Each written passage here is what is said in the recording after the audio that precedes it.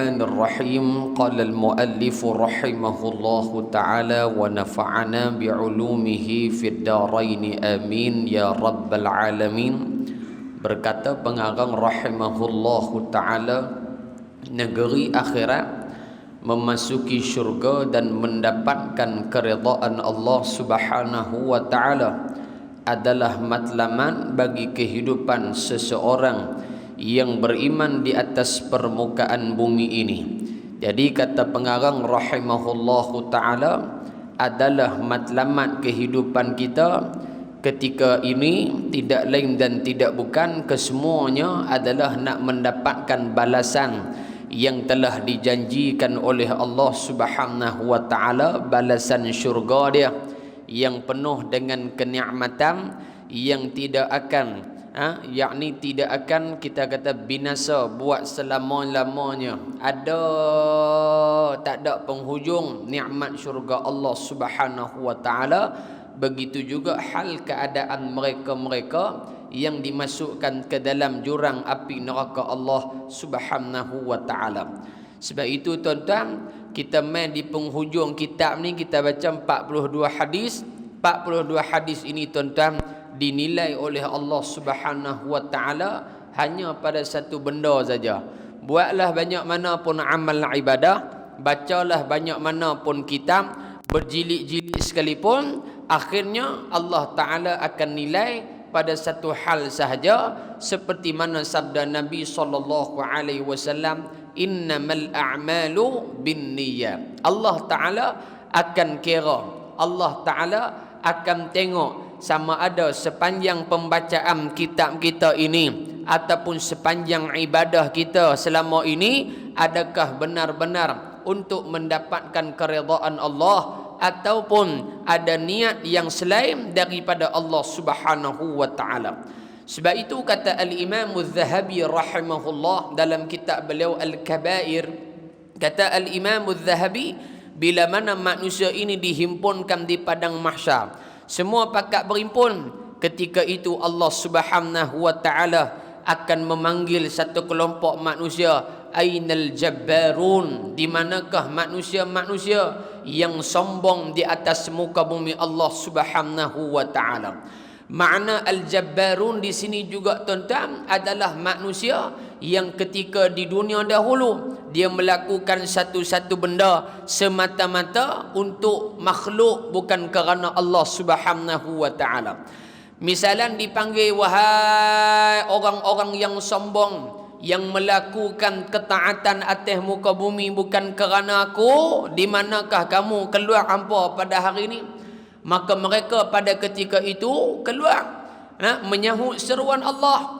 Maka pada ketika itu juga tuan-tuan, mereka yang tidak melakukan semata-mata kerana Allah akan bertemu ataupun akan disuruh oleh Allah bertemu dengan orang-orang yang di dunia dahulu mereka buat satu amalan kerana mereka. Contoh, saya buat satu amalan kerana saya ni nak tunjuk pada si fulan bin si fulan, maka Allah Ta'ala kata, wahai Muhammad Aiman, la ni hang pi dekat fulan bin si fulan, hang mintalah pertolongan daripada dia. Agak-agak boleh tak tuan-tuan? Tak boleh. Kawan hak saya nak pi minta tolong tu pun mapuh terkekeng dah.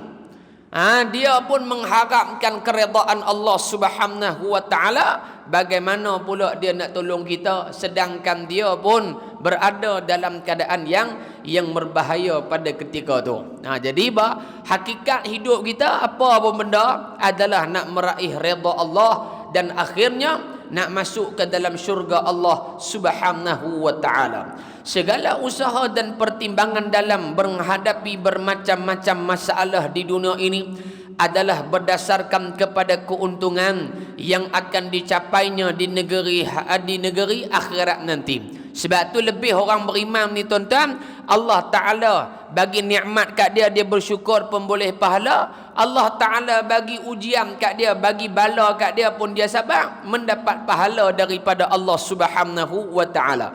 Tuan-tuan nak main masjid malam ni kan? Selalunya time khatam ni orang tak main dah. Dia main bila? Lepas Aisyah, time duk makan kambing golek tu. Waktu tu nampak lah. Tapi malam ni tak ada kambing golek tuan-tuan. Mereka kata kitab kedua habis baru kambing golek pula. Pakai tergolek dulu lah. Nah, kitab kedua pula nak baca mapuh terkekeng pula. Ni tebal ni tuan-tuan buat mai siap dah. Tak lagi boleh beli di luar. Nah, kitab ni balung Syama'il Muhammadiyah wa Khasa'isun Nabawiyah. Dua ada 399 hadis. Tu dia ustaz. Hak 40 hadis pun 3-4 orang dah meninggal ustaz. Oi, dia kata.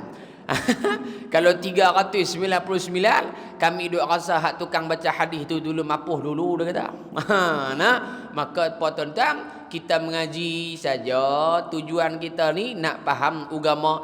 Kerja mati hidup panjang umur pendek umur bukan kerja kita tuan-tuan. Kita mengaji supaya faham bagaimanakah gerak geri kehidupan baginda sallallahu alaihi wasallam, macam mana Nabi bermuamalah dengan orang. Bab mati hidup ni bukan kerja kita. Masalahnya lah ni orang kira duk ambil kerja Tuhan ni masalah. Dia kalau duk atok rezeki orang lah, pening pala kita. Hak Allah Taala punya kerja bagi dia lah. Yang kita ni hamba buat kerja kita, beribadah, melaksanakan tuntutan dan juga kewajipan daripada Allah Subhanahu wa taala. Nah, orang beriman Allah bagi nikmat, bersyukur dapat pahala.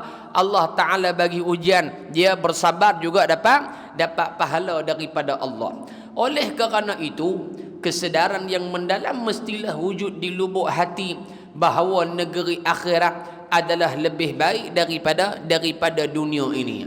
Dia balik pokok pangkai dia malung, balik pada hati kita. Ya kan? Sebab tu dalam Islam ni ada satu amalan nama dia sedekah. Nama dia amalan sedekah. Saya pun duk tunggu gak tuan-tuan ni tabung Pakatan Harapan ke apa? Tabung hak depa buah itu ni kan. Pitang mana duit tu saya pun tak tahu. Kira duk cari jugalah tuan-tuan ni. Kan bukan nak cari pasal, nak tanya duk tang mana ya. Kan tak gitu tuan marah saya pula. Nah, ada duk jegir muka dah. Jegir kok joh tak jadi tuan-tuan ni. Mai jumpa depan baru kena. Kan duk cerita kok kedai kopi Ustaz Aiman tu kata kok orang bukan ada dalil pun. Mai jumpa depan nak tengok dalil lah ke tak ada. Nah, jadi apa tuan-tuan, kita nak tanya duk tang mana saja duit tu. Adakah dah guna ke, tak guna lagi ke? Kalau tak guna lagi, pibuh di tabung mahat kita. Gitulah cerita dia. Nah, contoh Malung marah marah.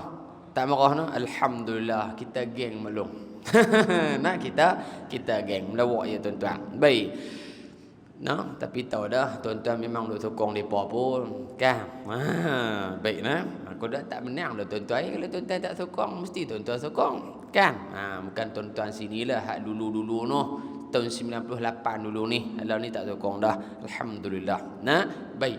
Tetapi oleh kerana setiap orang yang hidup di dunia ini adalah terpaksa mengikut sunnatullah. Sunnatullah ni pada dia peraturan ataupun aturan yang telah ditetapkan oleh Allah Subhanahu wa taala dalam pentadbiran dunia. Maka terpaksalah ia hidup dengan mengambil kira persekitaran yang ada di sekelilingnya.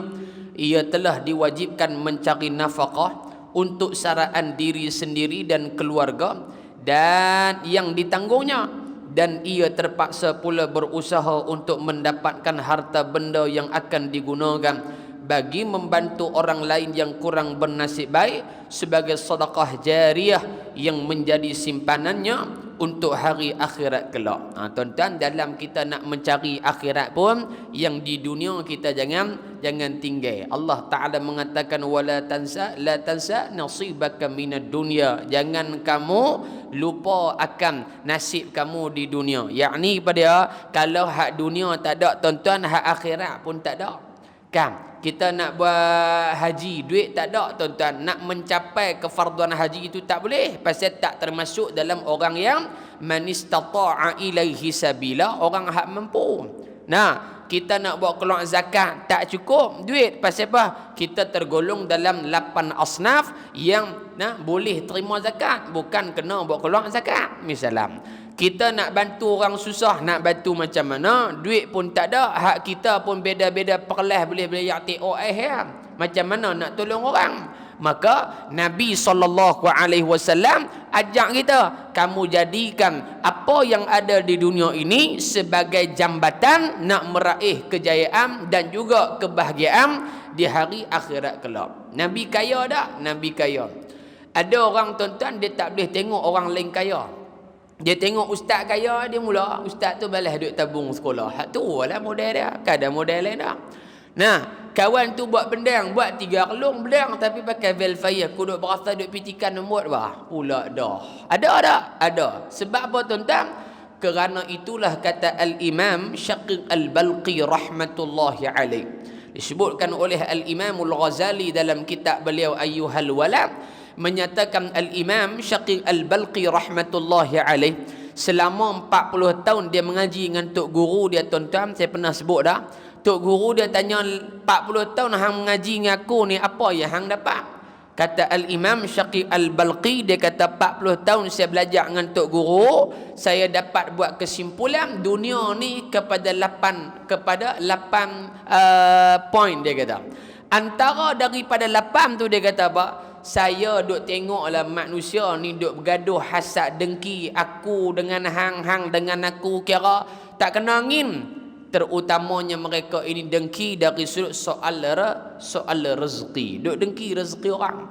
Dia dengki kawan ni boleh sikit, dia dengki kawan ni kaya, dia dengki belaka. Sebab apa tuan-tuan? Kerana kata Al-Imam Syaqiq Al-Balqi rahmatullahi alaih, kerana manusia tidak menghayati firman Allah, wa ma min dabbatin fil ardi illa 'ala Allahi rizquha. Nah, Allah Ta'ala menyatakan setiap makhluk aku yang melata di atas muka bumi, semua makhluk Allah, baik mu Islam, mu tak Islam ke, mu ngaji tinggi, mu tak ngaji tinggi ke, Allah Ta'ala tentukan kat dia rezeki, maka itu ketentuan Allah Subhanahu wa Ta'ala. Ada orang bukan Islam tuan-tuan sembah Tok Pek Kong kaya lebih pada kita ni. Robert kuak kupu-kupu ke apa tak tahulah. Kan? Siapa lagi tuan-tuan? Ramai Ananda Krishnan, Toki Meksih katanya kaya tuan-tuan, tak sembah Allah pun, sembah berhala. Tapi mereka kaya tuan-tuan. Kaya mereka itu bukan tanda Allah sayang, tetapi tanda istidraj. Allah Ta'ala nak menyesatkan mereka lah, nak menyesatkan mereka lagi. Itu tak apalah orang kafir. Ni cerita sesama Islam dengki. Sebab apa? Kerana tak yakin bahawasanya rezeki itu mutlak daripada Allah Subhanahu wa Ta'ala. Jadi kalau dia yakin rezeki Allah yang bagi tuan-tuan, dia takkan hasad ke orang, dia takkan hantar santau, dia takkan sihir orang, dia takkan buat pelarih dan sebagainya. Nak bagi larih kedai makan dua ya tuan-tuan. Hak pertama masak bagi sedap, hak kedua bagi murah larih ya. Tak tahu lah. Kan di samping kita ketiak tuan-tuan baca doa apa tu satu bab dah. Lihat zahir kata ni, buat bagi sedap, jual bagi murah, larih terus. Ni dah lah tak sedap, mahal pula. Bubuh pula ayat pelindung kasih segala macam, habis lingkup jahanam habis. Kedai pun tak laku, lepas tu duk buat benda-benda khurafat, akhirnya syirik kepada Allah Subhanahu wa Ta'ala. Dan maka dunia ini adalah tempat bertanam dan akhirat adalah tempat memetik buahnya. Dan di dunia ini merupakan wasilah atau jambatan yang mesti dilalui untuk sampai ke negeri akhirat. Jadi syarat nak boleh ke akhirat no, dunia dulu Allah Ta'ala hantar kita mai.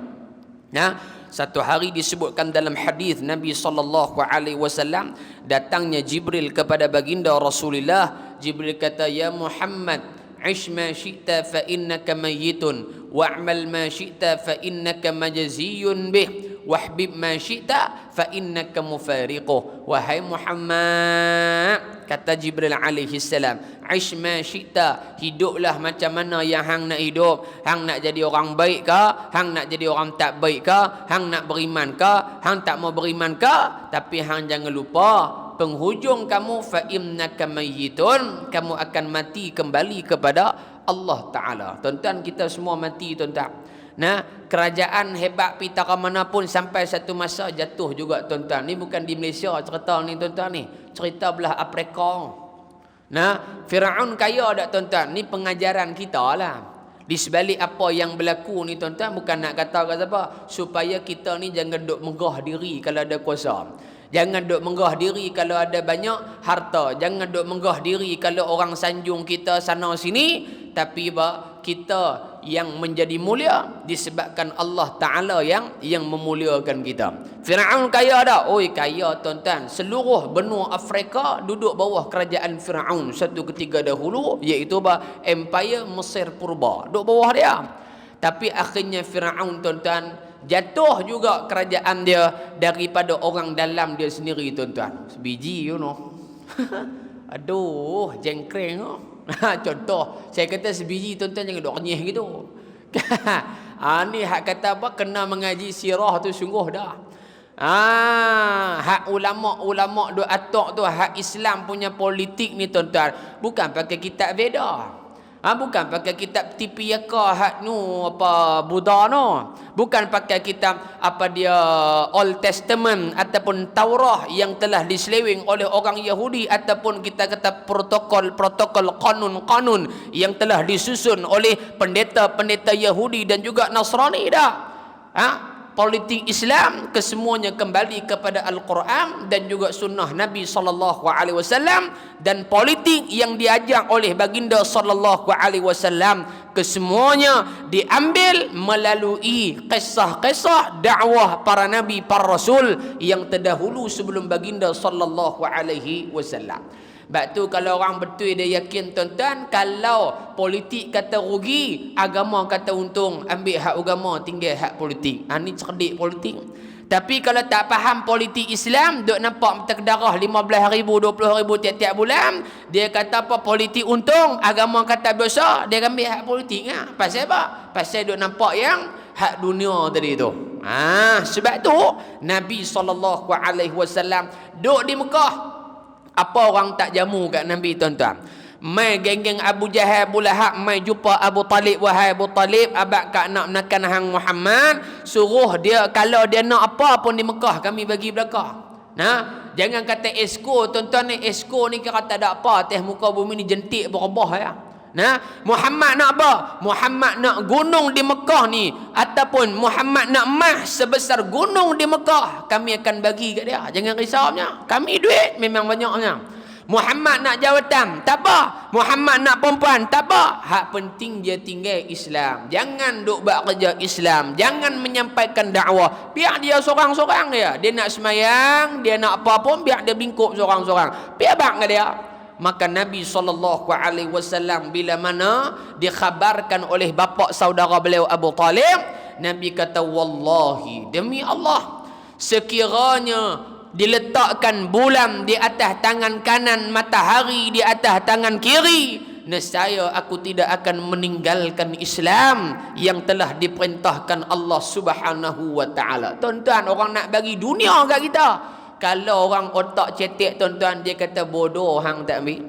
Bodoh sungguhlah hang tak ambil, orang pula nak hak tu. Tetapi politik kata untung, agama kata agama kata rugi. Pilih hak agama tuan-tuan. Kerana apa? Kerana kita ada dasar yang kuat. Kisah para nabi, para rasul terdahulu telah mengajarkan kita erti keperitan, kesusahan, dan akhirnya mendapat khabar gembira daripada Allah Subhanahu wa taala. Akhirnya tuan-tuan, Mesir pada hari ini berada di bawah tangan orang Islam, bukan berada di atas tangan ataupun keturunan Firaun laknatullah. Orang Islam, subhanallah. Di Taif, apa yang orang tak kata kat Nabi tuan-tuan? Orang hina, sumpah seranah Nabi. Tapi Nabi bersabar. Orang kata gila, layan. Orang kata tak bagus, layan. Orang kata tunggang agama, layan. Layan ke semua. Kerana apa tuan-tuan? Kerana Nabi bergantung harap kepada Allah Subhanahu wa taala. Muslimin dan muslimat yang dirahmati Allah Subhanahu wa taala. Atas dasar inilah umat Islam digalakkan berusaha, berniaga, mendirikan binaan dan sebagainya. Tuan-tuan, tang ni Islam nak tunjuk kat kita, walaupun akhirat matlamat utama, dunia jangan kita pinggirkan. Makna kata zuhud tuan-tuan ni, zuhud ni ada orang tak faham. Dia faham kata zuhud, orang Islam kena naik kereta hak tolak setengah kilo, berjalan 3 minit, tolak pula setengah kilo. Dia faham gitu. Dia kata kalau Tok Guru main naik kereta Velfire ni Tok Guru dunia mah. Nah, dia kata Tok Guru kalau naik kereta mahal, kira Tok Guru mau gila dunia mah. Orang masjid kalau naik kereta mahal, main Jumaat naik motor Harley Davidson. 750,000 kat sejuta punya harga. Dia kata ni semua tok haji dunia bukan akhirat semua. Ini orang yang tak faham zuhud. Sebab apa tuan-tuan? Kalau dinilai seseorang itu pada kekayaan dan kita kata dia tak zuhud, nescaya Sayyiduna Uthman pun bukan orang yang zuhud di atas muka bumi Allah. Nescaya Sayyiduna Abu Bakar As-Siddiq bukan orang yang zuhud. Nescaya Mus'ab bin Umair bukan orang yang zuhud. Nescaya Abdul Rahman bin Auf bukan orang yang zuhud. Nescaya Sayyidatuna Khadijah bukan orang yang zuhud. Hatta Nabi Muhammad sallallahu alaihi wasallam pun bukan orang yang zuhud. Pasal kaya. Dah, zuhud di sini kata para ulama ada kelebihan yang Allah bagi. Dia tolong orang, dia ingat apa yang dia nak boleh di hari akhirat. Ini nama dia zuhud. Tapi kalau duit banyak tuan-tuan nak buat keluar zakat pun tak mau. Nak bagi duit kat mak ayah paling kurang sebulan 50-100 pun dia berasa berat tuan-tuan. Ni tak panggil zuhud, ni dia panggil Tiger Wood. Nah, dia panggil apa? Tiger Wood ada main golf. Nah, maka apa tuan-tuan? Kita ni hidup ni tuan-tuan sat tengah. Semua nak mati tuan-tuan. Kan? Muda-muda lagi. Pak Long selagi ada rindu. Umur 55. Ninggal tuan-tuan. Dan lagu yang mengusik jiwa dan kalbuku suatu ketika dahulu. Nah, selagi ada bulan mentari. Tuan-tuan, boleh tu. Pacak pala dengar lagu tu. Kan?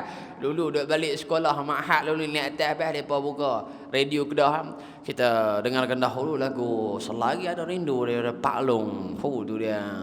Ya, dia buka lagu tu tuan-tuan, kita waktu tu pacak pala tu. Dah, pacak pala, layan. Pasal apa? Selagi ada waktu. Tuan-tuan, dah teringat memori lama padahal markah tak ada pun. Feel sopa ada markah. Tuan-tuan, macam tu juga lagu bang. Ku ungkir namamu di awan gunung jerai. Tuan-tuan, sebab tu tak mau menyanyi. Kau dah pakai tak boleh cari makan dah lepas. Contoh gitulah. Dia punya lagu-lagu dia mau power-power punya. Pak Long 50-an meninggal. Abang Boceh 32, 33 meninggal. Ashraf Sinclair berapa? 40 lah. 40, lebih orang 40 tu lah meninggal. Nah, maka mati tak kira tuan-tuan, mati dalam tidur boleh jadi. Nah, yang hari tu di Kubang Menerung kalau depa buat konsert apa tak tahulah tuan-tuan, tengok dalam video tu mati duk main gitar tuan-tuan. Allahu Rabbi, duk main gitar. Wow, gitar karamnya, karan syok tu selamat jalan. Nampak tak tuan-tuan? Kata ulama, kamu akan mati dengan apa hak kamu selalu buat. Na'udzubillah.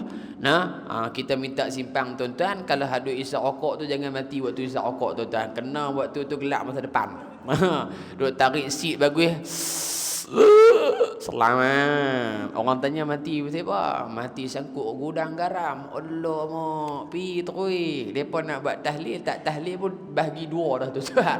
Nah, maka tinggal sikit-sikit kita azam baru. Nah, bukan marah isap rokok tapi tak suka tu lah. Nah, malah untuk mengatur hal-hal ini Islam telah mensyariatkan hukum hakam yang berkenaan dengan masalah muamalah yang mengandungi masalah jual beli, sewa menyewa, pinjam meminjam dan sebagainya, serta diatur pula dengan sistem zakat dan disediakan pahala yang besar bagi orang yang bersedekah supaya teragih kekayaan keseluruhan lapisan masyarakat yang aman dan bahagia. Tuan-tuan, mudah cerita balik pada sistem semua hak Islam aja dunia ni aman. Selesai cerita tuan-tuan. Balik sistem ekonomi Islam, insya-Allah mata wang Islam lebih tinggi daripada dolar. Tuan-tuan, cuba kita tengok satu ketika dahulu lah, tak tahulah betul ke tak betul, tapi hak saya jangka tu betul lah rasanya. Kan? Apa dia tuan-tuan? Satu ketika kerajaan negeri Kelantan, dia buat apa tuan-tuan? Perkenalkan mata wang di dinar mah. Tapi tak dibenarkan digunakan. Maksud kata tak boleh diperluaskan penggunaan dia. Sebab apa? Kerana apa tuan-tuan? Kerana yang duk kawal bank dunia ni tuan-tuan bukan orang Islam. Kapiak hangit yang ni pok ni. Nah, terutamanya mereka ini dikuasai oleh Freemason. Kalau tuan-tuan duk dengar Ustaz Ibnu Rijal punya ni, tuan-tuan boleh tengok konspirasi dia, banyak konspirasi Ustaz Ibnu Rijal kan, dia banyak mengkaji tuan-tuan. Jadi bila kita duk kawan dengan kawan-kawan yang duk mengkaji tentang Freemason ni tuan-tuan, nah selama 13 tahun duk kaji punya kaji, rupanya tuan-tuan, Freemason ni antara cara mereka nak mengambil satu-satu negara, tidak lain dan tidak bukan dia bagi hutang pada satu negara. Nah, kerana bank dunia bukan Tok Jihadi hak pegang nah tuan-tuan nah. Kena faham tu. Bukan Imam Masjidil Haram pegang, Syekh Abdul Rahman Sudaih dah. Yang pegang ni tuan-tuan, bapak segala bapak punya kapiak atas muka bumi. Tujuan mereka nak penjatuhkan negara Islam, dan mereka ini akan perjatuhkan siapa-siapa yang mereka teringin. Hak penting duit tuan-tuan. Ini Freemason punya gerakan. Yang duk jaga bank dunia ni siapa tuan-tuan? Soros ke apa orang dah bagi Soros tu lebih kurang gitulah. Soros ke Boros ke lebih kurang macam tu lah. Nah, Soros ni tuan-tuan, mereka ni Freemason. Sebab tu tuan-tuan, mata wang dunia ni siapa yang kawal? Nah, siapa yang kawal? Hak duk naik menyacak ni tuan-tuan, dolar dengan pound sterling ya, duk naik pun. Negara depa ni belah mana nu? Belah sana Eropah nu, yang sudah semestinya di belah negara Eropah itu merupakan lubuk ataupun kita kata center of Freemason. Boleh tak kata tuan-tuan? Menteri Pertahanan. Kan? Apa dia? Center of Freemason. Ibu negara ataupun kita kata remote control bagi apa? Freemason sedunia. Maka sebab tu tuan-tuan, bila mana dilaksanakan sistem dinar ni tuan-tuan, dinar, 1 dinar 700. Tuan-tuan, saya tanya tuan-tuan, dulu RM10 boleh beli apa tuan-tuan? Hak tu sudah RM10 kalau pergi market Tasik Gulgong boleh beli apa? Rembang penuh jari. Lah ni makan roti canai cok kodok 3 biji, teh tarik sarbat pi mai rokok 2 batang RM10. Contoh. RM10. Jari satu pun tak main lagi. Masuk pula lagi RM10 lain pula. RM20 paling kurang. Ikan temenung sekilo RM12. Dulu ikan temenung, tengok kita temenung, pasal tengok siapa pun tak beli. Tapi lah ni kita tengok dia, kita temenung teruk pada dia pula dah. Nampak tak tuan-tuan? Sistem mata wang yang telah dijajah oleh barat, akhirnya apa? Akhirnya akan merosakkan sistem kehidupan kita sendiri. Tapi kalau dinar tuan-tuan, dinar mah. Nah, dulu dinar mah 700 tuan-tuan. Adakah dinar mah turun sampai 100? Tak ada lagi dalam sejarah. Maklum duk beli mah waktu murah ke waktu mahal? Maklum. Tak mau dah dengar akhirat tak mau apa dah ni, nak khatam kitab ni tak mau beli apa dah ustaz. Nah, maklum beli time dia turun sikit tu ya. Misalnya kita kata 916, 2 hari lepas belum 916 1 gram 200 tuan-tuan.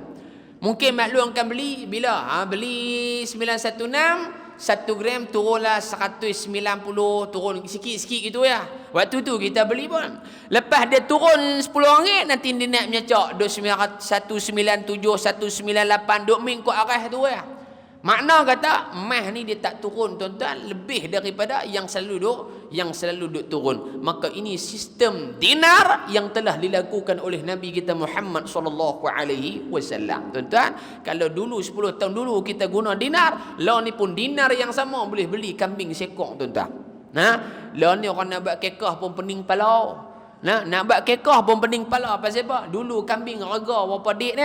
Lah ni harga kambing akikah hak cukup umur balik kira cukup mandi wajib hadas semua angkat dah ni 1,500 paling kurang tuan-tuan. Nah, kalau hak kambing 7-800 hak ni kambing hak tak kita kata tak apa nak sempoi mandi hadas pun tak apa nak cukup lagi tuan-tuan. Tak cukup umur cerita kata ni.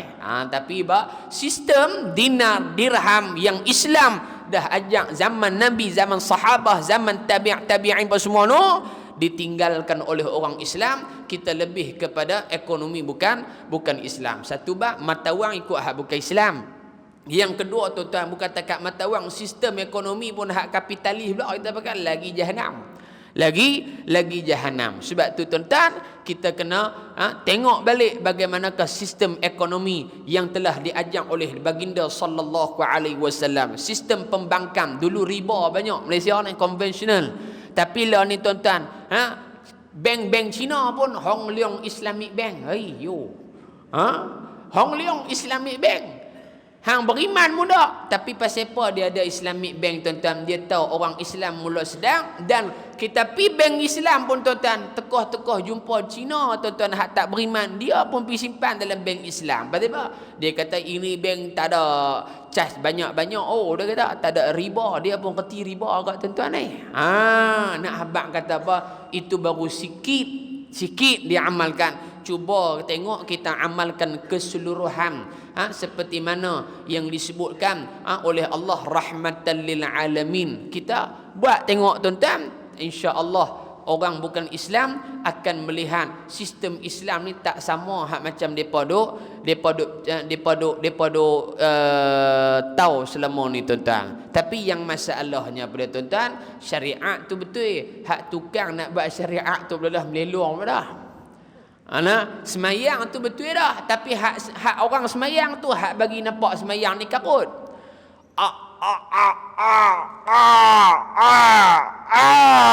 Nak takbir pun sopa nak sakaratul maut. Orang bukan Islam tengok apa teruk nak pembayang ni. Kami semua tokong senang ni. Ayah. Lepas tu cicit cucuk lilin bagi buah muktan 2-3 biji selamat habis. Orang Islam astagfirullahalazim. Amboi, takkan tunggu nak takbir pun. Maka pada tuan, semayang tu payah dak? Semayang dak? Sayyidatuna Aisyah kata, Rasulullah takbir Allahu Akbar, sedih ya. Maka bila tengok hak Nabi semayang, senang. Orang pun tertarik. Oh, semayang ni senang ya. Tapi kalau duk lepas kata pi semayang pun dah pergi macam ni dah, tak masuk hak lagi, selaru habis tuan-tuan. Tu contoh yang kita boleh ambil. Baik tuan-tuan, nak parabih ni tuan-tuan ni, kambing golek di belakang tu. Jangan buat mereka main malam ni. Setiap orang Islam mestilah faham dasar-dasar yang kita sebutkan tadi. Orang Islam ni kena faham sungguh hak agama nak bawa ni pada dia. Tak, tapi hari ni dia tak mau hak agama nak, dia nak hak agama tak mau. Pasal apa? Pasal hak agama tak mau ni kena dengan nafsu. Riba. Riba ada tuan-tuan, berkejah riba ada. Dengan anak-anak muda duk beli motor di kedai Cina, tak ada masalah, belilah kedai siapa pun. Tapi apa? Kadang-kadang silap akak tuan-tuan, dia pergi jadi riba. Na'udzubillah. Dia duk pergi bayar riba dah kat Cina tu. Maka tuan-tuan, ini perlu ditekankan dalam masyarakat. Sistem perbankan Islam, sistem jual beli Islam, sebab tu ada ujrah, ar-rahnu dan sebagainya. Ini Islam punya cara. Dan mestilah menjadikannya sebagai prinsip dalam kehidupan di dalam dunia ini. Maka sesiapa yang terlupa atau tidak mahu menyedari hakikat ini, pasti ia akan terkeluar daripada garisan yang telah ditetapkan oleh agamanya. Ia akan terpesong dari matlamat kehadirannya di alam dunia ini, lalu ia menjadikan hidup di alam dunia ini untuk dunia, dan segala pertimbangannya adalah berdasarkan kepada keuntungan duniawi sahaja. Bahkan terkadang ia melakukan perkara-perkara yang pada zahirnya berbentuk akhirat, tetapi matlamat dan tujuannya adalah semata-mata untuk mendapat keuntungan dunia yang fana ini, seperti apa yang telah kita sebutkan pada beberapa hadis yang lalu dalam hal yang berkenaan dengan orang yang alim, orang yang mati syahid, penderma, qari, pendakwah dan penuntut ilmu yang akan diheret dan terus dicampakkan ke dalam api neraka yang berpunca dari maksud-maksud keduniaan yang mereka lakukan. Jadi pada tuan-tuan, ada yang Nabi sebut dalam hadis, mereka buat amalan akhirat, zahir akhirat, tetapi habuan dunia. Ada yang orang buat amalan dunia, tapi habuan dia adalah habuan akhirat. Sebab tu kata ulama, beza pentingnya niat itu membezakan dua benda. Yang pertama membezakan adat, yang kedua membezakan ibadat. Kan kita buat kenuri misalnya, adat kita apa dia? Adat kita kalau buat kenuri, panggil orang ramai-ramai. Bak kenduri macam-macam lah kita buat. Jadi dalam adat orang Melayu ni, bila kita bak kenduri, apa yang selalu kita duk buh kalau kenduri orang Melayu? Kita kata apa? Kita kata berbalas pantun. Contoh kan, berbalas pantun. Benda tu ada. Tetapi sekiranya dia kata dengan adanya berbalas pantun ini akan menghubungkan silaturahim, niat dia macam tu, maka dia kira ibadat, dapat pahala. Nah, tapi kalau buat buta karir saja gitu, dia tak ada niat apa saja, nak pergi riuh ramai saja, maka dia tetap di atas dasar adat tetapi tidak berpindah pada ibadat. Begitu juga macam sembahyang pun, kalau sembahyangnya niat betul kerana Allah Subhanahu wa taala, maka dapat ibadah. Tapi kalaulah bukan kerana Allah, dapat adat seperti mana orang tak tahu apa, mayang saja, mayang bagi salam habis baca doa, tak boleh apa, tak boleh nilai ibadah di sisi Allah Subhanahu wa taala. Jadi tuan-tuan, hidup kita semua ni perlukan niat, maksud dia gitu. Mau jadi pemimpin kena niat bagi betul. Nah, sebab zaman Nabi tuan-tuan, pemimpin jadi kuli pada rakyat, bukan rakyat kuli jadi pemimpin. Bukan rakyat jadi kuli pada pemimpin. Sebab tu tuan-tuan, bila nak Tan Sri Muhyiddin Yassin ni tuan-tuan, nama pun bagus dah, Muhyiddin, orang yang menghidupkan agama. Nah, mudah-mudahan tuan-tuan dia menjalankan tugas seamanah yang mungkin. Kerana apa? Sekiranya tidak melaksanakan amanah sebagai seorang pemimpin, tak kiralah mu siapa pun, mu belah mana pun, Al-Quran kata gitu, gitulah kita kena pegang. Qulillahumma malikal mulki tu'til mulka man tasha wa tanzi'u mulka mimman tasha wa tu'izzu man tasha wa tudhillu man tasha biyadikal khair innaka ala kulli syai'in qadir. Ayat ni tuan-tuan, Allah Ta'ala sebut dalam Quran, dan ayat ini juga tuan-tuan dibacakan oleh almarhum Syekh Mutawalli Sya'rawi di hari pertama Hosni Mubarak dilantik menjadi Presiden Mesir satu ketika dahulu. Nah, dipanggil Syekh Hosni Mubarak. Nah, panggil, kita kata macam ucapan sulung lah. Panggil Syekh Mutawalli Sya'rawi dan juga ulama-ulama yang lain untuk berucap sebagai nasihat peringatan. Maka Syekh Mutawalli Sya'rawi dia pun bagilah tazkirah 2-3 minit. Dia pun kata kat tuan-tuan, dia kata, bukan kata kat tuan-tuan, kata kat Hosni Mubarak lah. Nah, Hosni Mubarak duduk sebelah dia, dia pegang, dia baca ayat ni tuan-tuan. Nah, Allah Ta'ala akan bagi kerajaan kat siapa yang dia nak, dan dia boleh bagi mulia siapa yang dia nak, dan dia boleh hina siapa yang dia nak. Innallaha ala kulli syai'in qadir. Maka Allah Subhanahu wa Ta'ala maha berkuasa atas segala sesuatu. Akhirnya dia kata apa? Dia kata, wahai Hosni Mubarak, wahai Presiden Mesir, kalau kamu melaksanakan keadilan di bumi Mesir, Allah Ta'ala akan mengekalkan kerajaan. Tapi kalau kamu melakukan kezaliman, tunggulah balasan Allah berdasarkan ayat yang aku bacakan tadi tuan-tuan. Berapa tahun Hosni Mubarak melakukan perkara-perkara yang tidak berlandaskan syarak. Akhirnya tuan-tuan, jatuh juga rejim Hosni Mubarak, jatuh kepada orang yang baik tuan-tuan. Itu Hosni Mubarak. Tak besar mana pun Mesir halus tek ni ala ni.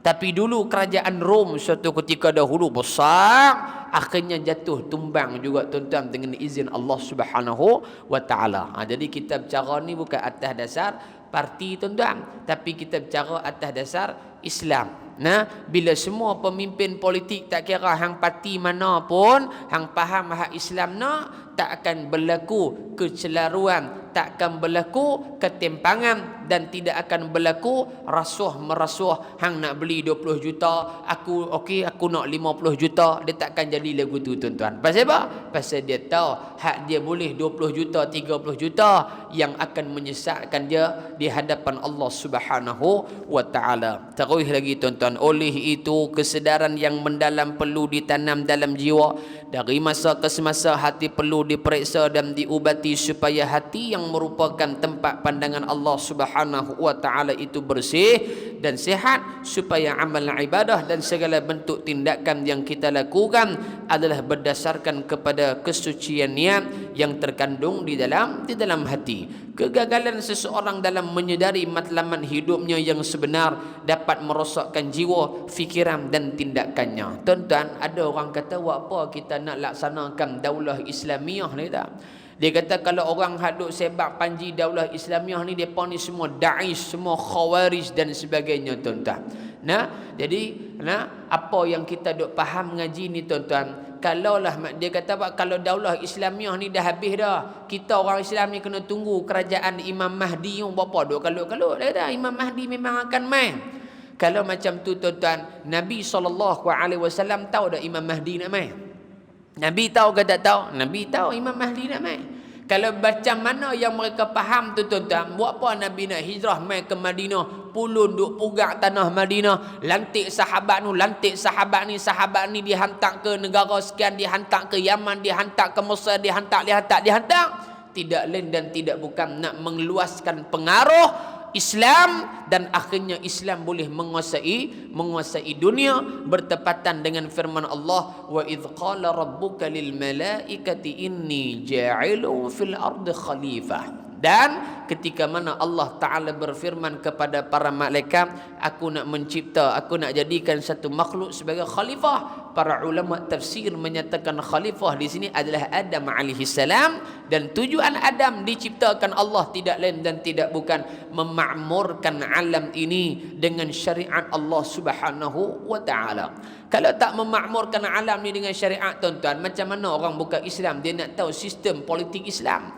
Macam mana dia nak tahu sistem pendidikan Islam? Macam mana dia nak tahu sistem keselamatan dalam Islam? Macam mana dia nak tahu undang-undang syariah dalam Islam? Cerai, nikah, talak, rujuk dan sebagainya. Maka perlulah diwujudkan satu negara yang dikuasai oleh orang Islam pemimpinnya. Maka barulah boleh kita gubal undang-undang mengikut Al-Quran, mengikut As-Sunnah, dalam keadaan dalam keadaan at-tadarruj bit-tashri', dalam keadaan beransur-ansur, step by step. Tak boleh hari ni naik jadi Perdana Menteri misalnya, esok kita laksanakan hudud, apa terkeking orang. Tak boleh. Naik saja hari ni, esok semua orang yang berzina kita kejam. Tu dia tuan-tuan. Islam macam tu ke? Tak. Sebab apa? Sebab orang duk faham macam tu. Orang bukan Islam faham macam tu. Kalau tok leban habis kita orang ni kena potong tangan habis kita tarak kerja dia kata pasal semua kena potong tangan. Pasal apa dia faham macam tu? Kerana orang Islam sendiri tak faham apa hak Islam nak. Satu contoh dalam Quran tentang pengharaman arak. Tentang pengharaman arak. Pengharaman arak adakah sekali saja Allah Ta'ala buat turun perintah, turun sedih ayat haram turis arak? Tak. Dalam kitab tafsir, kalau kita tengok tafsir Al-Imam Al-Jassas dan juga Al-Imam Al-Qurtubi rahimahullahu ta'ala, Allah Subhanahu wa ta'ala nak haramkan arak tu pun ada peringkat-peringkat dia. Pasal apa? Sebab minuman arak ni minuman kita kata sopat teh tarik ialah orang Melayu ni. Tang mana rumah semua ada arak. Hatta sahabat Nabi Sayyidina Umar Al-Khattab memang kaki arak waktu zaman jahiliyah. Sekiranya Allah Ta'ala mengharamkan turis arak, sahabat hak baru masuk Islam ni maklum, dia akan rasa ketat dengan Islam. Apa payah ni, apa tak boleh minum ni, apa tak boleh buat ni. Tetapi Allah Ta'ala atas dasar kebijaksanaan ilmu Allah Ta'ala, maka turun secara berperingkat-peringkat. Ditanya dalam Quran sebut, yas'alunaka 'anil khamri wal maisir qul fihima ithmun kabirun wa manafi'u lin-nas wa ithmuhuma akbaru min naf'ihima. Wahai Muhammad, kalau ditanya kepada kamu tentang arak, kamu jawab kat depa, qul fihima ithmun kabir wa manafi'u lin-nas. Dia punya mudarat dia besar, tapi manfaat ada sikitnya. Manfaat ada, bukan tak ada, sikit saja. Mudarat lagi besar pada manfaat. Kata ulama, antaranya Al-Imam Al-Jassas mengatakan, termasuk Al-Imam Al-Qurtubi mengatakan apa? Bila mana ayat ni turun, sahabat yang sebelum ni memang duk dengan arak, duk jual arak, ambil untung arak, sebahagian daripada yang baru masuk Islam ada yang meninggalkan terus arak. Kalau hak boleh terima terus tak apa tuan-tuan ni. Ada yang tak boleh terima? Ada. Maka sebahagian lagi tinggal terus, sebahagian lagi kata tak apalah kalau macam tu kita tak payah minum arak, kita ambil untung je arak ya. Sebab apa? Sebab Allah Taala ada manfaat sikit. Maka kita ambil meniaga, ambil untung gitu saja. Habis, selesai satu peringkat.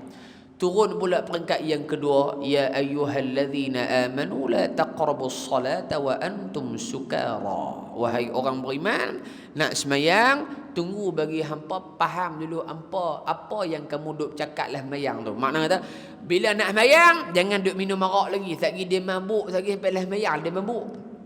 Kan? Hatta ta'lamu ma taqulun, sehinggalah kamu nak semayang, kamu kena tahu hak kamu nak kata lah semayang, nak baca lah semayang tu, tahu apa dia yang kata. Tahu kata nak baca hal ni, tahu kata nak baca hal ni. Kalau mabuk dia baca apa maklum? Dia tak tahu dia baca apa. Ketika itu para sahabat mula meninggalkan arak. Oh, ayat ni turun sebelum semayang tak boleh minum arak. Sahabat boleh follow lah sikit-sikit, boleh lah jinak lah sikit-sikit. Lepas pada tu turun ayat Allah surah Al-Maidah, ya innamal khamru wal maisir wal ansab wal azlamu rijsun min amali syaitan fajtanibuhu la'allakum tuflihun. Turun pengharaman arak secara mutlak. Para sahabat dia berasa apa? Ada tadribat, ada proses latihan, satu peringkat, maka akhirnya pengharaman arak itu ditinggalkan ke semua oleh para sahabat dan ditinggalkan oleh kita semua orang-orang yang beriman kepada Allah Subhanahu wa taala. Dia kena berperingkat. Tuan-tuan, tak boleh esok naik menteri pendidikan hak mengaji Mesir ke mana ke, saya wajibkan tahun 2021 semua sekolah menengah di Malaysia mesti wajib hafal 30 juzuk. Mapuih budak-budak tu. Menerap guling tuan-tuan. Dia kata tak boleh. Al-Quran ini sunnah Nabi yang cukup besar. Nabi hafal Quran, kita hafal Quran. Bapuh. Nampaklah? Maka jadi ketat. Siapa boleh hafal baju hafal. Siapa boleh 2-3 ayat hafal sikit-sikit. Tak wajib hafal Quran. Hukum dia sunat muakkad, tak wajib hafal. Tetapi sekiranya orang yang nak melaksanakan itu tak faham kaedah-kaedah dia, maka Islam akan dipandang rendah. Sebab itu tuan-tuan, antara pemimpin dan juga para alim ulama tidak boleh dipisah, tak boleh dipisahkan. Malah siapa pun tuan-tuan, pemimpin kena rujuk pada ulama, ulama kena rujuk pada pemimpin. Hal ni hukum hakam rujuk ulama. Soal kepimpinan, pentadbiran, politik, ekonomi, maka rujuk kepada ahli politik ataupun menteri-menteri yang berkaitan dengannya. Sebab apa tuan-tuan? Ini yang dilakukan oleh kerajaan-kerajaan yang terdahulu, Abbasiyah, Umayyah, hatta pada zaman Khalifah Arba'ah, sahabat Nabi yang 4 tu tuan-tuan, semua tidak ada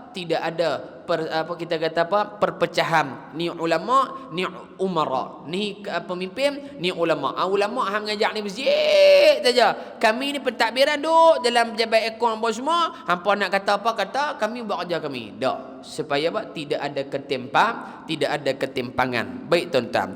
Dan disebutkan juga oleh pengarang rahimahullahu taala. Fikirannya sempit dan neraca pertimbangannya hanya untuk memuaskan hawa nafsu dan meraih kesenangan dunia yang sementara ini. Ia mencari kerehatan di tempat yang telah ditentukan oleh Allah Subhanahu wa taala sebagai tempat berusaha. Ia mencari buah di kebun yang baru sahaja ditanam, maka pasti tidak akan dapat menemuinya.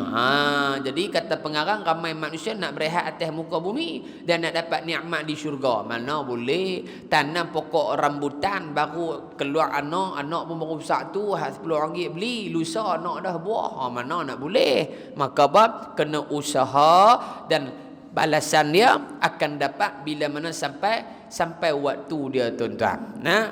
Begitu juga pahala syurga pun akan dapat bila main waktu dia, dapatlah tuan-tuan. Tapi bila mana tak sampai waktu dia, maka tujuan tugas kita berusaha dan berdoa kepada Allah Subhanahu wa taala. Baik, kita cepat-cepat tuan-tuan. Apatah lagi di dalam keadaan yang sangat mencabar ini, akhir-akhir ini, di zaman yang penuh dengan fitnah dan ujian, iman kita diuji dengan dahsyatnya oleh suasana persekitaran yang banyak bercanggah dengan nilai-nilai keimanan. Tuan-tuan, bukan negara barat saja, negara Malaysia pun tak tahu nak abang arah. Arak ni merata cerak arak. Ha? Tempat judi tikam mu ekor ni tak tahu kok si uluruk mana tikam mu ekor. Ada, kau tak warni bang. Ada, betul tak belum? Ada. Ada makna kata pernah piriki lah. Bukan pernah piriki nak pergi tikam. Pernah piriki nak pergi buat report. Nah, tuan-tuan, kadang-kadang tuan-tuan pihak penguasa ada. Tapi benda tu tak hilang tak? Pasal apa? Ada masalah. Masalah apa? Tuan-tuan ambil faham diri lah. Orang jual yang ketum ada. Kok belah gurun saya duk pergi tu tuan-tuan. Ni ketum ni bukan takat tempat dia ya. No, boleh katakan utara ni dia tolong sponsor lagi. Bukan sponsor dah, pengedap besar. Saya duk pergi mengajar di Pondok Syekh Hamiduddin tuan-tuan. Lalu depan rumah hamba Allah ni, tak kira depa tengok live mampus dia. Lalu ni tuan-tuan, maghrib ni punya ramai orang duk tunggu nak boleh syafaat ketum. Nak beli syafaat ketum. Dia punya apa dia freezer dia bukan freezer hak ni, freezer 10 kaki hak panjang. Kira buka tu tuan-tuan, kira syurga lah pok tu. Nah, dia ada lah peringkat-peringkat dia, hak martabat wali firstnya, apa tu hak secondnya, thirdnya, apa ni. Dia ada hak kosong, hak campur dia yang kira sempoi-sempoi punya lah. Hak main tu Kelantan, main Perak, Perlis Darussunnah pun main ambil ke? Kan? Main ambil tuan-tuan. Tang tu pok siapa pok kita kata legenda punya pok ni.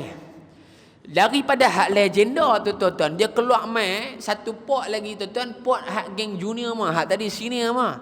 Hak ni geng pok junior budak-budak belasan tahun. Sekolah rendah pun duk telah yang nak ketum. Pi tangkap tuan-tuan, duk 3 hari buka pula. Maksudnya apa tuan-tuan? Undang-undang salah dah. Undang-undang kita kata tak salah undang-undang. Tapi siapa yang salah? Yang melaksanakan undang-undang. Faham tak faham sudah? Faham tak? Mahkamah sivil. Seseorang yang bukan bersalah disabitkan. Tuan-tuan, kita kena faham duk cara tu tak tentu salah ke betul. Boleh jadi salah, boleh jadi betul. Nah, sabit kesalahan rasuah misalnya. Undang-undang kata perasuah sabit kesalahan dengan bukti yang kukuh semua kena denda sekian-sekian, masuk penjara sekian-sekian.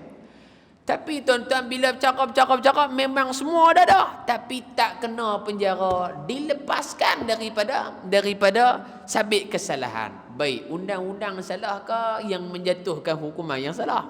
Yang menjatuhkan hukuman. Pasal apa tuan-tuan? Duk nampak hak belakang 50,000, 60,000 duk masuk main dalam akaun. Walaupun undang-undang manusia ada kekurangan, tak dafikan, tetapi apa tuan-tuan, kita nak bagi tahu kata apa, kalau tak ada sifat amanah, hang mainlah calik 30 paku pun kat atas belebu, tak ada amanah, selamat hari raya, maaf zahir dan batin.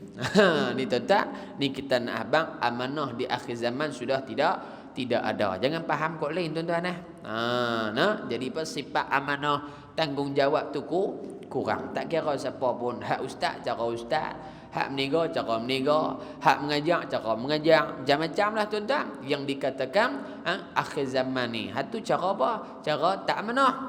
Yang duk buat benda-benda merapur merepek kat luar pun ada juga. Tuan-tuan, lah ni anak-anak kita tuan-tuan terdedah dengan satu benda yang nama dia five. Orang panggil five. Saya nak abang nama depan dia tak tahu, tapi five dia tahu. Five ni pada tuan-tuan, dia five ni satu jenis ceklat. Maklum jaga maklum anak kita, cucu kita duk balik main, duk pergi beli ceklat tu bukan lah ni, bukan semua ceklat selamat dah. Ceklat lah ni maklum ceklat semua hak dadah belakang. Ceklat yang dadah belakang. Kelang dia tuan-tuan ni kita dapat daripada orang-orang yang memang duk urus kes-kes macam ni tuan-tuan, dan kita ada lembaga disiplin kita di ma'had kita yang kawal selia oleh kita kata apa, orang panggil yang duk buat tangkapan dadah, rumah pelacuran, gaduh, geng kongsi gelap apa semua ni. Mereka ni jaga bahagian kita punya disiplin. Jadi tuan-tuan duk bincang-bincang, dia kata, ustaz, lah ni anak orang Islam kita di Pulau Pinang terutamanya.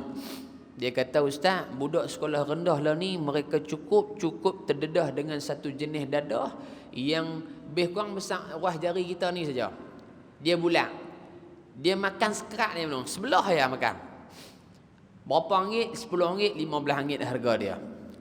Sedap macam coklat. Tapi sebenarnya dadah, tuan-tuan, saya tanya dia macam mana kesan makan coklat Fah tu, nama dia coklat Fah. Kelang dia, tuan-tuan, dia asal dia Cina, negara luar punya.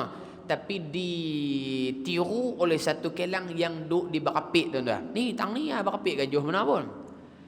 Dijual kepada budak, dia plastik kalau merah, kalau tuan-tuan perasan. Tak tahulah kok ni, saya pun tak pernah tengok, duk tengoklah gambarnya. Bila budak tu kena, tuan-tuan, macam mana kesan dia? Dia kata, ustaz, kesannya saya nak abang kat ustaz teruk tak teruk. Dia kena tu, tuan-tuan. Dia kena tu, ustaz. Dia celak lagi duit belah-belah ribu duduk atas tangan dia. Tuan-tuan faham tak maksud dia? Dia kena tu kira tak sedang apa dah. Dia buat, dia pukul orang, dia bunuh orang, dia tikam orang tu kira tak ada apa dah. Waktu tu dia sedang lagi kira duit ada kat dia ya. Maka ni kesan dari dadah jenis coklat Fah ke apa tak tahu. Kecil ya, tuan-tuan. Dia kata, ustaz, tu baru sebelah dah. Mau kalau dua belah, tuan-tuan, selamat jalan terus. Sebab tu bila orang yang duk merompak rumah orang, yang duk pi tikam mak dia, duk pi macam-macam yang kita duk dengar lah ni, tuan-tuan, mereka tidak akan buat melainkan mereka kena benda tu. Tapi kalau orang hak waras, tuan-tuan, dia tengok mak dia pun dia tak gamak nak buat hang jahat pi tak mana pun. Tapi main dengan dadah ni, tuan-tuan, naudzubillah. Nu Masjid An-Nur Guak Perau tu. Saya duk mengajak makcik hak kena katok tu, duk mengaji kuliah muslimat dengan saya tu. Duk mayang, tuan-tuan, dua beranak main. Dua beranak main, anak dengan pak katanya kena tangkap dah. Main, tuan-tuan, main katok dengan besi bergalvani. Tahu tak? Batang besi paik, batang paik hak duk tu kalau kelabu tu, dia ambil, tuan-tuan, dia katok tengah belakang makcik tu. Maklum, cuba bayang tengoklah, dunia lah ni tak selamat. Dalam masjid pun orang boleh main buat gila lah tu. Anak dia ambil mata cangkui, bawa cangkui, hak anak bawa cangkui, hak pak bawa tu. Hak pak pi katok maklum tu, depa 3 orang. Hak selebihnya depa habis sembahyang pi duduk di balai lentang pasal buat kuliah di balai lentang. Ada yang tak boleh sembahyang dan sebagainya. 3 orang duduk sembahyang. Seorang kena katok dengan batang besi tu. 2 orang lagi melompat nak lari. Takut. Si anak tadi maklum buat apa? Dia angkat mata cangkui tak teh muka. Maklum nak lari mana? Dia tak cangkui teh mata muka. Atas mata kita ni. Tang muka ni. Boh, ketui cangkui tang tu. Agak-agak maklum. Kalau dia kata buat main retam bagi ya. Lebih baik bagi ya daripada katok muka kita. Ni, akhir zaman pasal apa, tuan-tuan? Kebarangkalian dah. Sebab tu dunia lah, duduk dalam masjid pun tak selamat dah. Duduk dalam masjid pun tak selamat dah. Jadi maklum, main masjid bawa duit jangan banyak sangat. Kuliah saya ya bawa duit banyak pasal ada tabung di belakang. Contoh-contoh gitulah. Nak bawa banyak, boh tang tempat yang tersembunyi. Boh pun tak pergi nak beli opok leko tu bagi hak elok sikit. Ada hak mai bagi tu duk berayak. Dia tepik tang telah ketiak ke go mana. Ada ni beli ni. Maka apa maklum, nak habaq kata dunia dah tak selamat bila mana yang pertama tidak kembali kepada apa yang Islam dah ajak kat kita, tuan-tuan. Di negara-negara barat, tuan-tuan, pada hari ini kes rogol, kes pecah amanah, kes rompak, kes bunuh paling tinggi graf di negara barat. Dan kes stres yang paling tinggi pun di negara barat. Walaupun teknologi kekayaan dunia mereka yang kuasai, tetapi kekayaan jiwa mereka tak ada, tuan-tuan. Yang terbaru di negara Europe, mereka buat satu klinik untuk menghilangkan penyakit mental. Apa, tuan-tuan, mereka buat? Kalau kita main sini orang hak stres ni, kita pergi jumpa kaunseling kan.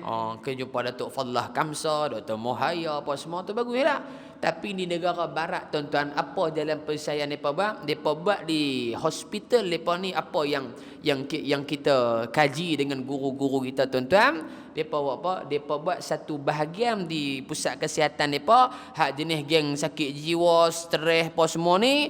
Dia akan meduk di kursi, tuan-tuan. Tang kursi tu dia ada macam apa, beat tu. Orang duk dengar apa muzik tu.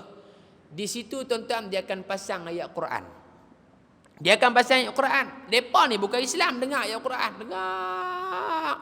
Setelah beberapa tahun dilaksanakan uji kaji keberkesanan Quran, rupanya tuan-tuan, graf stres penyakit mental di negara tersebut semakin hari semakin berkurang. Ini yang dinamakan wa ma arsalnaka illa kaffatan linnas. Wahai Muhammad, kami utuskan kamu kepada seluruh manusia. Nabi bawa Al-Quran, maka ulama kata Quran bukan untuk orang Islam saja, tetapi Quran juga bermanfaat untuk orang bukan Islam. Wa nunazzilu minal Quran ma huwa shifaa'un wa rahmatul lil mu'minin. Kami turunkan Al-Quran adalah ubat bagi segala penyakit, tuan-tuan. Jin dengan ayat kursi lari, tuan-tuan. Kursi pun lari. Nah, ni hebatnya Al-Quran. Baik, sikit lagi. Dia kata sikit lagi, Pak Ustaz. Oi, selai lagi ni. Kan? Kita baca terus dulu. Saya baca terus sampai habis. Lepas tu kita buat kesimpulan 2 minit, kita tutup terus. Baik. Tak mana tahu. Baik. Tak belah ni. Kemana kita? Kita sangat terdedah kepada perkara-perkara yang mengakibatkan kemurkaan Allah Subhanahu wa taala. Kemana kita melepaskan pandangan, maka di situ kita melihat perkara yang mungkar, dan di mana kita meletakkan pendengaran, di sana kita akan mendengari perkara yang bercanggah dengan iman, serta kemana kaki kita langkahkan di sepanjang jalan, di kiri kanan, sangat banyak perkara-perkara yang dapat mendorong kita untuk melakukan kemaksiatan.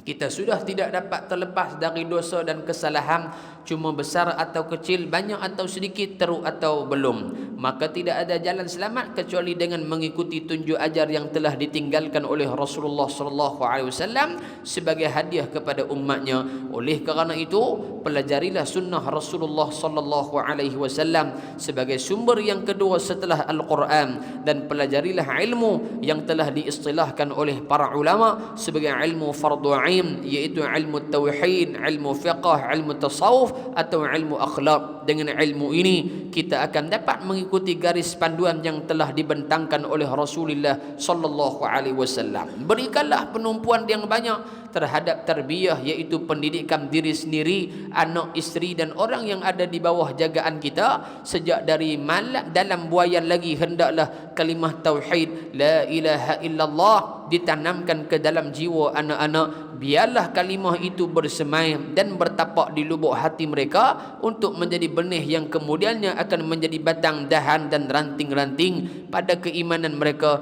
di hari tua kelak. Abad tu hikmah lepas baby keluar dalam perut, dari perut azam, Allahu Akbar, Allahu Akbar, nak ajak kalimah tauhid pada anak. Anak besar duk landui. Siapa yang duk kayuh ndui? Mak kayuh ndui. Pak tak kayuh ndui. Pak kayuh kopok leko. Dan anak teriak, mak pun serabut dengan anak teriak, boh dalam duit. Dulu duit tak ada hak automatik kau, pakai duk tolak berayun gitu. Mak pun kata apa? Shh, tidak. Jangan duk tidak lambat lagu pak hang. Dia gerang kat pak dia.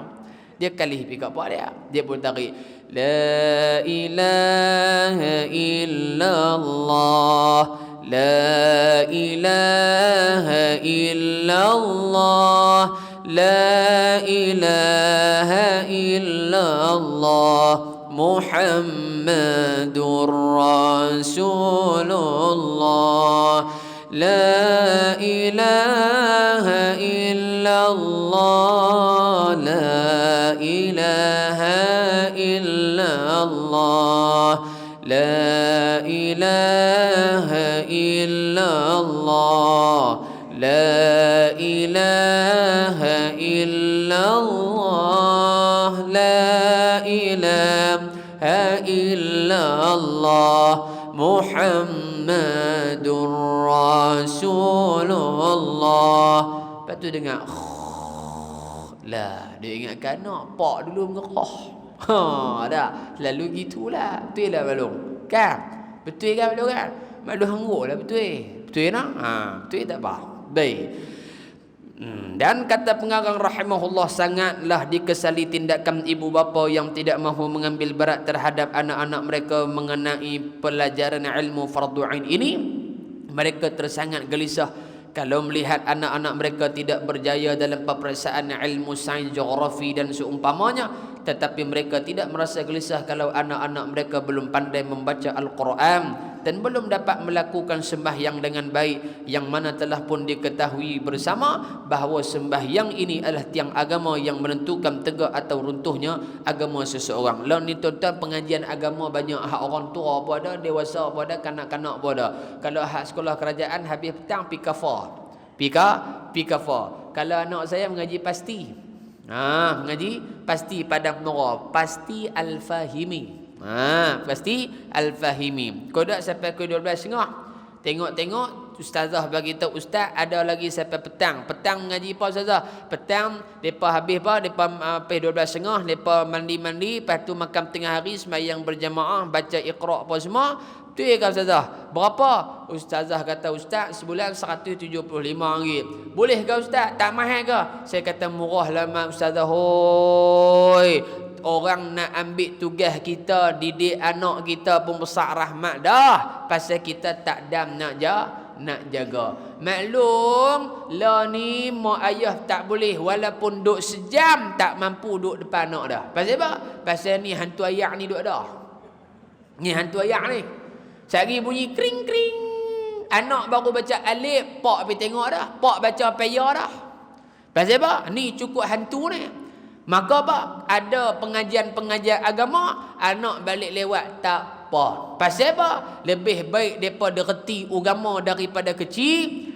Tapi kita takut bila mereka tua tak bagi agama pada kecil, tua mereka buta agama. Na'udzubillah. Berapa banyak yang semayang tak betul, maklum nikah tapi semayang tak betul.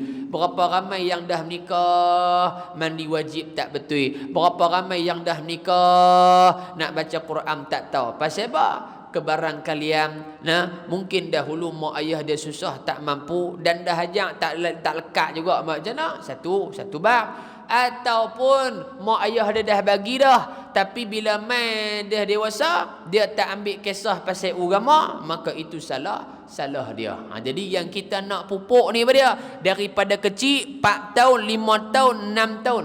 Lepas tu habis 6 tahun nak masuk seriti paling kurang kena reti baca Iqra 4. Kalau masuk seriti Iqra 1, mapuh terkekeng ustazah nak ajak balik alif, ba, tak, bukan kerja dia lah ni tuan-tuan ni. Lah ni semua nak kena express belakang. Pasal apa? Orang Islam jauh lebih ETS express daripada kita. Mereka ni ETS dah. Kita baru duduk kayu gerik.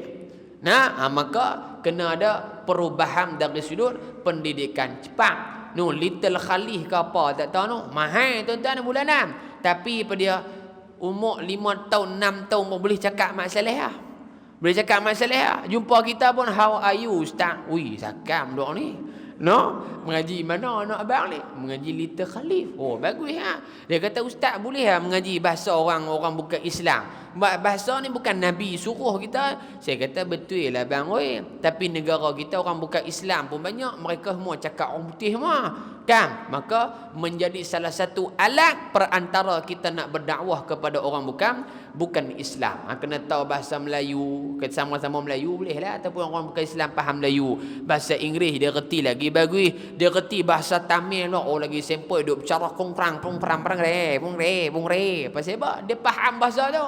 Dia faham bahasa Cantonese, bahasa Mandarin, dia tahu. Pasal apa? Kerana itu menjadi satu kelebihan bagi anak kita. Dia faham bahasa bangsa lain, maka lebih luaslah dia punya web ataupun jaringan. Dia nak berdakwah. Baik malung. Sikit 9.30 tepat saya berhenti. Saya ikut jam tu.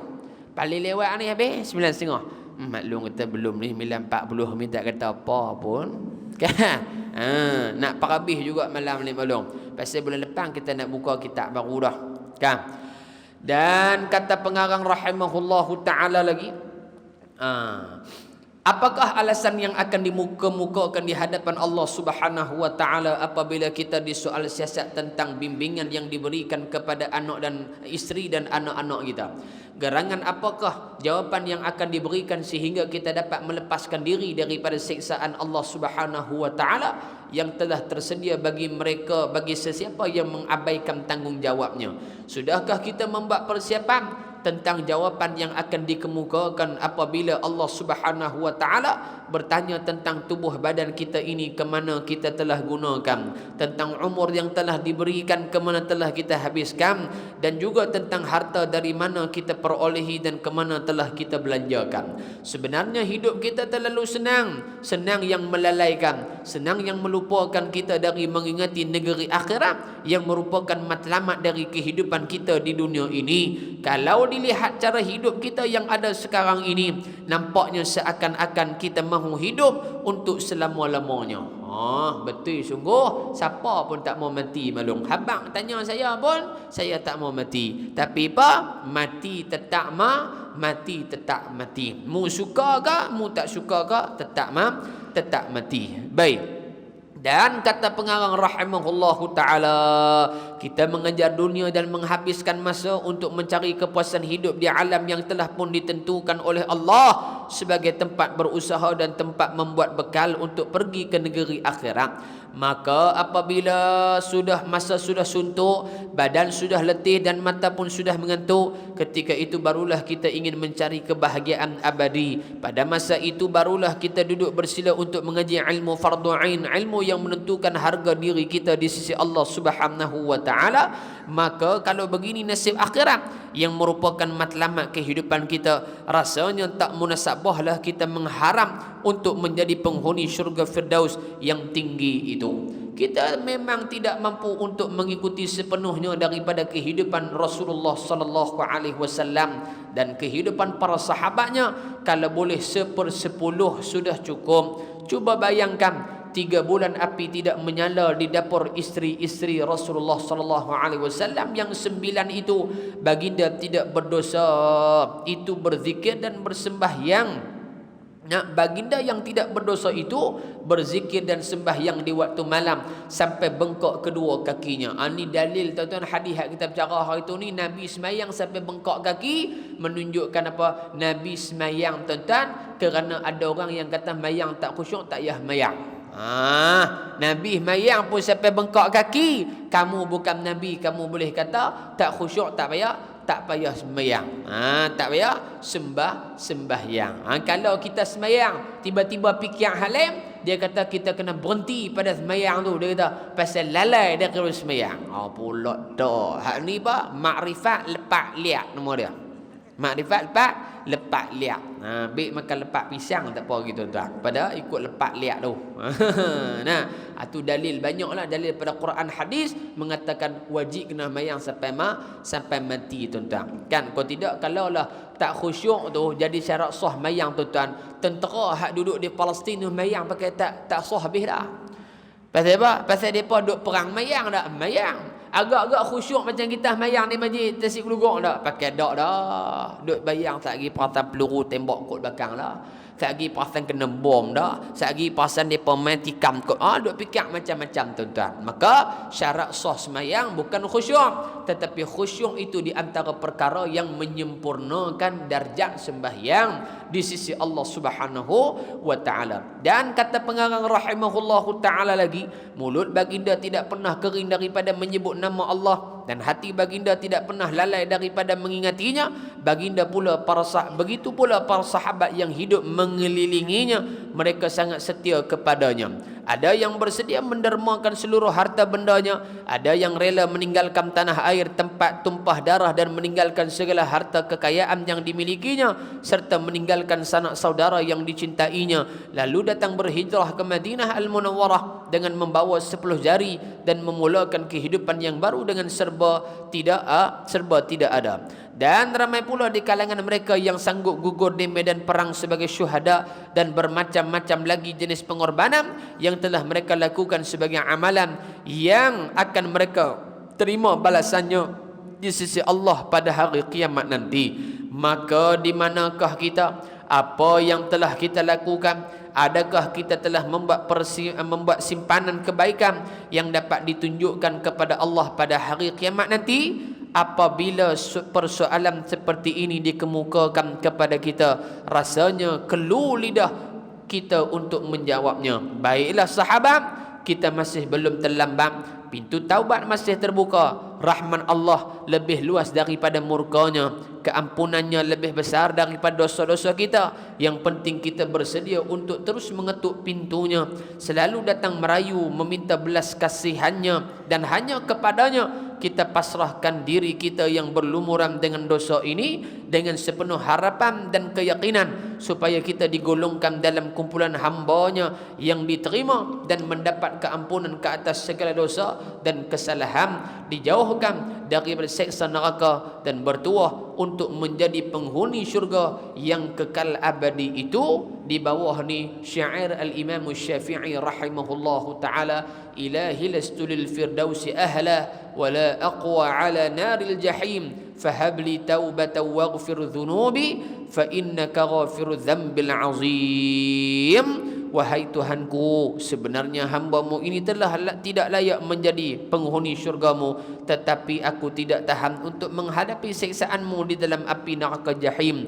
Maka oleh kerana itu ya Allah, terimalah taubatku dan ampunkanlah dosa-dosaku. Sesungguhnya Engkau Tuhan yang mengampuni segala dosa yang besar. Wallahu a'lam bis-shawab wa ilaihil marji' wal ma'ab. Wa sallallahu ala sayyidina Muhammadin wa ala alihi wa sahbihi wa baraka wa sallam. Bismillahirrahmanirrahim.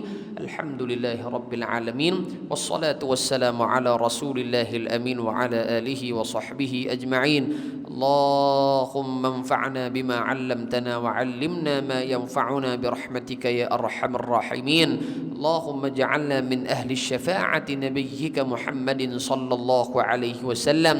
اللهم ألبسنا بأخلاق نبينا محمد صلى الله عليه وسلم.